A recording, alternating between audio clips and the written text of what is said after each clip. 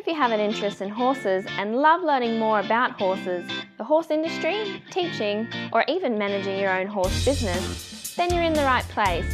We would love you to join us on our mission, which is to improve the lives of horses around the world through the education of riders, handlers, and trainers. So get comfortable, listen in, and enjoy. This has been another episode sponsored by Online Horse College. If you haven't had a look at the wide variety of equine-specific accredited courses, then go to onlinehorsecollege.com and I'll see you over there. If you'd like a website that's appealing and easy to navigate, then talk to Sophie at Archer Creative. Sophie Barrington at Archer Creative does copywriting, public relations, social media, email marketing, graphic design, and website design. If you'd like to contact her, go to horsechats.com, search for Sophie, search for Barrington, or search for Archer Creative. Today's guest is Aaron Scobie. Now, Aaron started showing youth quarter horses, competed in the Youth World Cup 3 times, and now he's got a training facility set up in Victoria that we're going to talk about. He does reining, cow horse, and cutting. Now, Aaron believes in taking time to establish the fundamentals to set up a horse for a long and sustainable career. And although success in the show pen is great, and he's certainly had some of that, Aaron considers recognition amongst his peers to be his biggest driver. To be recognised as a horseman, someone who puts the horse first and does him justice, that's what's important. How are you today, Aaron? Oh, good, thanks, Glenys. How are you? Good, good. So, Aaron, how's the weather down there? Is it dry? Is it wet? It's not too dry where we are. We're kind of lucky we get a little bit more rain than a lot of people do, but it's certainly going to be a long summer. Yeah. I've heard there's a bit of heat around. Yeah. Aaron, just so people can get to know you, have you got a favourite quote, something that you might use when you're teaching, when you're training, or just a quote you like to live your life by? Yeah, I actually have quite a few. I tend to collect quotes over my life, but a couple that probably kind of come to mind, around horses and that I kind of think of a fair bit is a really good quote from Matt Lockrose, who's was one of the old cutting trainers in the States, one of the legends. And he used to say horse shows are designed to show how much work you've done at home. And I think that's a key thing to think about with what we're trying to do is you see a lot of times people get to shows and try and, improve things, but, if it's not done by then, you're kind of a bit late. Yes. So that's, definitely one that I kind of keep in the back of my mind. And the shows are fun and the training's a bit of a hard slog, but if you're not putting in the hard slog, you're not going to have the fun and the enjoyment and do as well as what you possibly could. That's right. Horse shows are a lot more fun when you're winning, and that tends to be from all that hard slog. Yeah. Exactly. Yeah. Now, you've started off with cattle, didn't you, with your youth and quarter horses? You started off, you're from New Zealand. Just tell us a little bit about how you got started with horses. Yeah.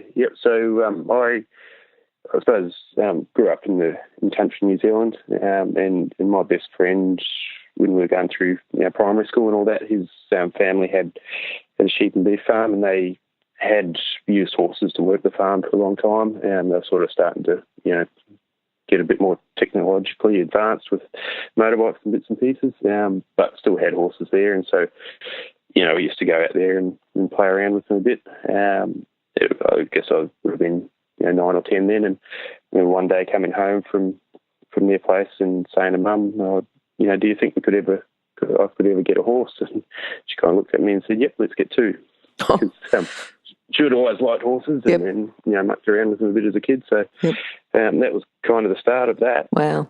That was pretty lucky. Yeah, it was very lucky. I mean, I think life could have been very different otherwise, but that's all right. And then from there, I was lucky enough to get involved. There was a local riding club that we used to go down to, and one of the ladies that was doing the instructing there, she was a very good horsewoman and would start showing quarter horses and that sort of thing. I guess it's all sort of the way things work out, but she had actually used to do eventing and the English side of stuff, and showed with some of the really top trainers over in New Zealand. And she ended up being in a car accident and damaged her hand, so she started showing the quarter horses because she could show them one-handed. Ah, okay, yep. And so I got into the quarter horse scene sort of through that. Mm-hmm. Started out with just a little. He wasn't a quarter horse; he was a little old schoolmaster that had been through the pony club deal, and sort of taught him to do the Western stuff. Can you think of a time, and particularly probably with your little old schoolmaster, where you learned a lesson? You either learned what to do or what not to do. Sometimes these ponies can be characters and they sort of can teach you very easily. Can you think of a time that he's taught you something? Well, I think, with him it was always about being really clear about what I wanted. I mean, mm-hmm. He was pretty well trained, had a really good foundation, and had actually taught quite a few kids how to ride. So, if I could get things right, then he was kind of go along and do it pretty well for me. And so it was really important, at that stage for me to really understand what I was asking for. And that's kind of, carried on all the way through to my training now is I think you really need to have that clarity. Clear foundations.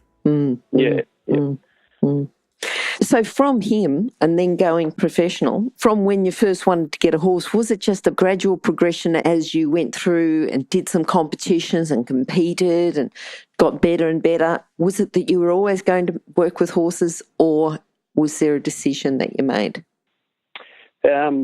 It's probably not a decision that I've even made now. So I've had periods of time where I've trained, and that's been my job. And there's been lots of periods where I've done other work as well, but I guess looking back then, it was always definitely an option. So I obviously stepped on to different horses through my youth years and that sort of thing, and I was pretty sure I was going to be a horse trainer at the end of that, and then you kind of start looking at what else is out there, and but certainly spent quite a few years just training horses, and now I think I've got a pretty good balance to where we're not training full time. So I work as well, but we certainly still have a lot of fun with the horses and have the opportunity to ride some good ones if they come up. Okay, good. So to be a good horse person, it's more important than winning in the Chopin or the ring, whatever.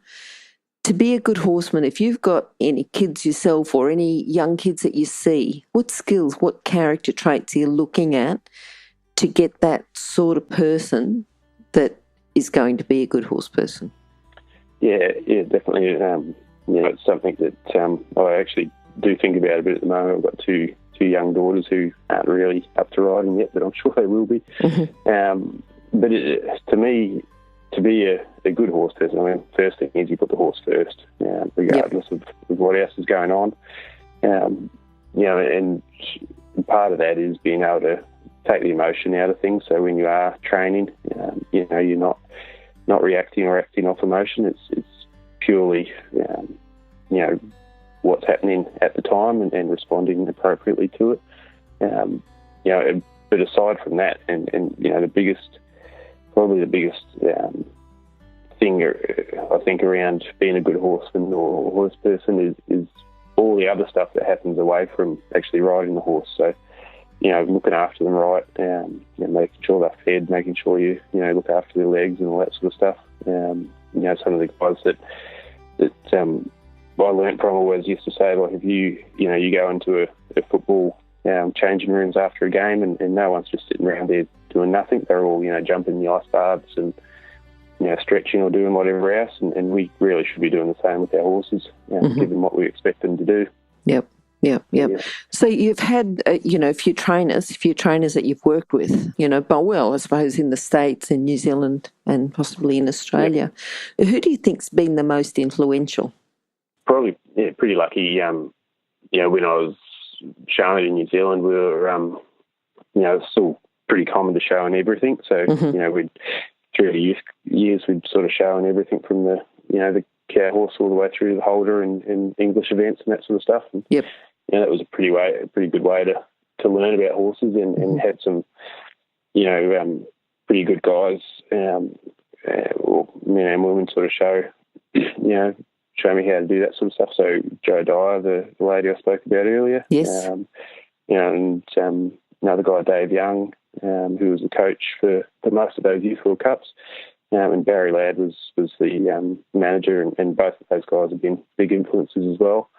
But then, from a training point of view, I've always really looked up to, some of the guys in the States that are super consistent across a real wide range of events. Guys like Bob Abler and Todd Bergen, who, year after year will make the finals of the big events, and they might show in the reining futurity and the cow horse futurity, and Todd started showing the cutting as well, and but they're always competitive, across that wide range of events, and I think that's a pretty cool thing.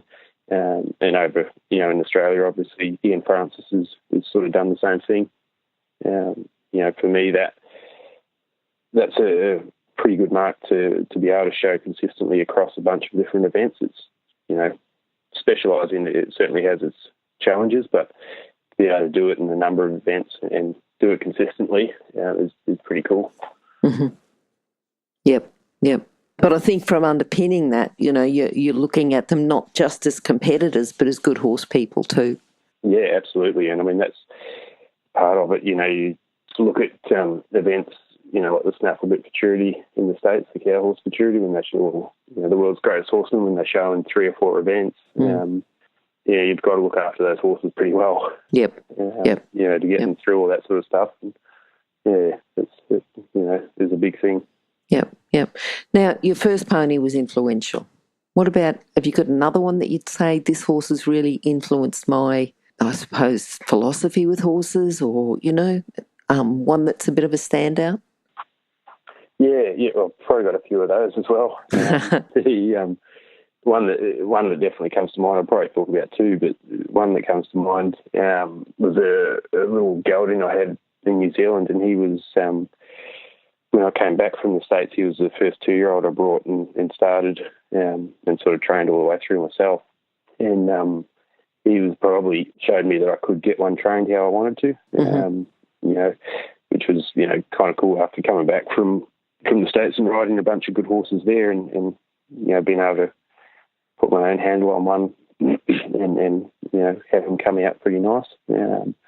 So, he was a pretty cool little horse. He actually won the reining futurity over in New Zealand, and then he got cancer through his vertebrae, and we had to put him down after that, which is a shame. Sad. For sure. Yeah. But then, probably him, and then another little mare that I trained over here and showed at the cutting futurity. And I was reserve in the limited open on her, and same sort of deal. She showed me that I could actually get one trained and compete with everyone else. Yep. That's sort of, I think for everyone that's working towards being a trainer, you've got to get one of those horses that give you the confidence. Yes. Yeah. And so you start believing in yourself a little bit after that. Do you like working with your own horses? What makes you happiest, working with your own horses, working with a problem horse that's come in that, you've been able to connect with? What's the best feeling for you? I'll probably, love taking 2-year-olds and taking them all the way through. Okay. More than anything. I don't mind working with, problem horses as such if I think they've got some potential. But, I kind of think there are a lot of nice horses out there as well. So, sometimes you kind of are best to sort of pull the pin, depending on what your goals are. So for me, whether it's ours or someone else's, but working with, the young horses and taking them all the way through, seeing what they're capable of. Yep. Probably what, interests me the most.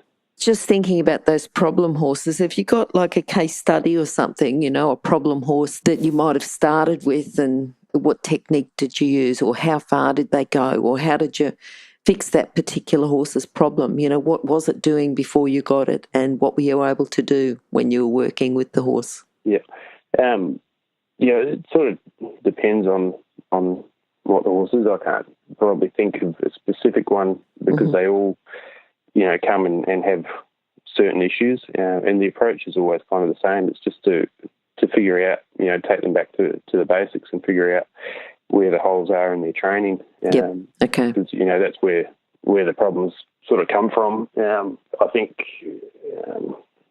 can tend to overcomplicate things a little bit. And a lot of times, those problems are coming up because the horses are, what we call in conflict or aren't really sure what we're asking for. So if you, just back things up a little bit and start thinking about, okay, I kind of always keep in my mind, we've really only got to get these horses to stop, go and turn. Okay. Take it back to that level. Okay. Yes, because you talked about, about the importance that you place on your fundamentals. Yeah. So, yeah. What about people? What do you think that people in general, you might just choose, what can they do to stop the horses being a problem? What can they, I'm thinking for the listeners, what's a training tip for them to improve their riding or handling skills so that there's less problem horses around? Yep. It's probably pretty similar. A lot of times it's just around slowing down and giving horses time to respond, and then just focusing on those basics again. The classic one I always see is when people are trying to get horses to back up and they've got their legs on them, you kind of go, okay, well, how do you ask your horse to go forward? And say, I'll put my legs on it. You think that might be a little bit confusing. In terms of we're using basically the same cue to ask that horse to do two things that are, in opposition. And they're always going to get a little bit confused there. So, if you are going to do something like that, you need to be really clear about, where you put your legs and make sure that you're consistent about doing exactly the same every time. And that's probably one of the big things that will help people out. And the other big thing I think is a lot of times just getting out of their faces. If we're having to ride them around sort of hanging on their face to try and control their speed, it's pretty hard to teach them anything else from there. Okay. And what about legs, canter aids? Is there any confusion, canter aids, when horses strike off on the wrong lead because people are just saying canter rather than canter at left, canter right? Yeah. Well, that sort of can come back to a couple of things, but, you quite often, I guess comes back to trying to get out of their faces a little bit. I always, liken it to driving your car around with your handbrake on. And if you do that, eventually when you do want your brakes, they're kind of halfway worn out. And it can be a bit the same with horses. But then as far as picking up correct leads and that sort of thing, it's really about just getting a bit of body control on them so they know that when you slide your leg back, they shift their hip over a little bit. Then you're able to, pick their shoulder up a little bit with your inside hand and then shape them up in a way that it's easy for them to pick up that correct lead. Okay. And then it comes back to what I was saying before about giving them time to respond as well. Not just with our leads, but it's really easy to, if we, were to slide that leg back to ask for a lead and expect it to happen, right now and put that amount of pressure on them, you're going to get a horse that wants to run into its lead because it kind of gets a bit worried about what's happening next. Whereas if you, slide that leg back and just give it, you're not going to wait until they go halfway around the arena, but, give it 4 or 5 strides to just try something and understand what you're asking and keep it all relaxed. Yeah. If you're an equestrian coach or a horse riding instructor, or even if you aspire to be one, have a look at the free video series for horse riding instructors on the Horse Chats website. Go there now, have a look, horsechats.com. Is there any other thing that you deal with on a regular basis that you say, we've sort of talked about the rein back and the canter and, not hanging on to them all the time. Anything else that you think is going to be useful for our listeners? Just, if they're about to go out and ride, what's some things that they could just a handful of things that they could just go, right, I'm doing this or I'm not doing it? What's another one? Yeah. Well, it really depends, a little bit around where they want to go with their horses, but that's probably, one of the key things is having a really clear idea of what you actually want to get done. Mm-hmm. Yes. And if the idea is, okay, today I just want to go out and have a nice ride, out on the trail, well, then that's cool, and that's what you go and try and achieve. But, I always kind of say don't change your mind around what you're trying to achieve halfway through a manoeuvre, Yep. and so, again, quite often, the turnaround or spin, the reigning's a good example. You'll quite often see people go out and, they'll start their spin when they're training, and halfway through it, they'll go, oh, this is going really well, I'm going to ask for more speed, and, starting to step things up a bit, and then the horse gets a bit worried, and, because he doesn't quite know what to expect anymore. Yeah. As I always say, like, if everything's going well like that and you want to, step things up, just stop and really think about what you're trying to achieve, and think about what you're going to be happy with.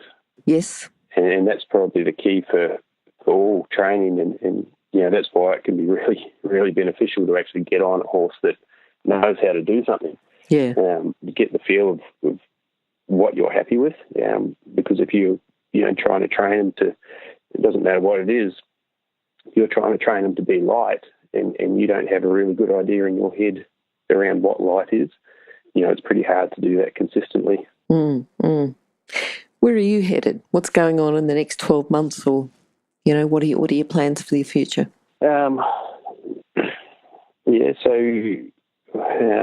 Next week we're heading down to Equitana. Yep.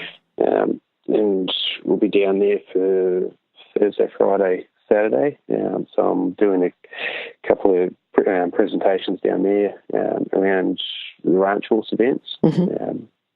So they're obviously getting more and more popular. So we'll go and talk about them a little bit. And then I'm showing in the Ranch Horse Invitational and the Rein Cow Horse Masters classes down there as well. So that's next week. And then after that, next 12 months, I suppose, we're looking at probably towards this time next year, we'll start getting back into futurity horses a little bit. Yes. Our focus for the next little while is really around just getting our place set up, kind of taking the next step there and getting a few more things set up on our place that we'd like. Yep. And then, sort of looking at back into starting some 2-year-olds and that sort of thing around this time next year. Good. Now, you've talked quite a lot about being clear to the horse, clear with your aids, clear with when you're teaching the fundamentals and going back to the fundamentals. If there is a problem, always going back to the fundamentals.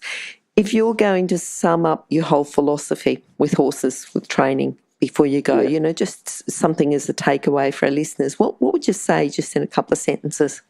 It probably comes down to, what we've talked about. It's have a really clear idea of what you want. It doesn't matter what it is that you want, but just know what it is. Because we're all, regardless, if you're a reiner or a dressage rider or a show jumper or a cutter or whatever, we all want different things, but have a really clear idea of what that actually is. And then, don't overcomplicate it. Just start with that stop, go and turn, and then getting some body control on them. And you find that if you get that, and we find it because these ranch horses, we've got to show them in a bunch of different events. If they've got good basics and can travel consistently, it's pretty easy to teach them all the fancy stuff. And that's the same across all the disciplines. Mm-hmm. So start with the basics, get good basics, and you'll find it's easy to add all the other bits and pieces to them once you've got that. Yep. Then probably in a couple of words, I used a few more than that then, but in a couple of words is just have a clear idea of what you want and take the time that it takes to get it. Yep. No, I think that's good. And I think good advice, and good advice, as you said, for any discipline. Just those fundamentals or the basics, or, some people might call them different things, but basically it's a basic training of a young horse. Yep. Yeah, so Aaron, if people would like to contact you because you're setting up your training facility now, you're, looking for horses to take on as well, how can they contact you? Probably the easiest way is just on Facebook. Yep. So we've got a Facebook page on there, A&K Scobie Performance Horses. And that's probably the easiest way to get in touch to start with, and you can obviously see what we're up to at the time as well. Okay. Yep.